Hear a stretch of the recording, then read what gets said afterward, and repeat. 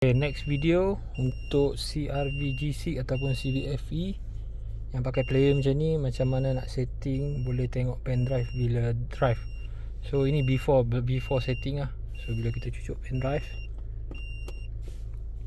ni FAT32 baru dia boleh nampak. So dia boleh tengok lah kan. Okay, tapi bila kita masuk di dia dah hilang. Dia dengar suara je, video hilang tau. Tapi kalau kita masuk P balik, dia ada.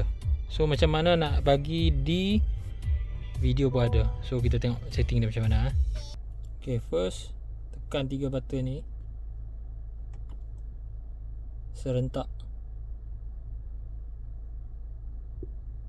Okay, keluar ni, ambil detail sampai page ni, tekan home, lama-lama hold.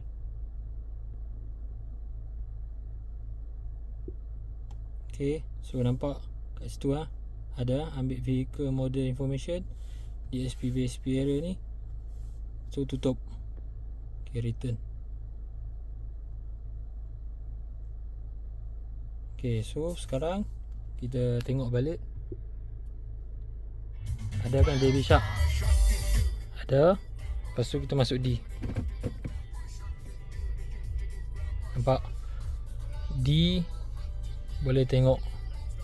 Okay, sudah belajar. Sila like video ini.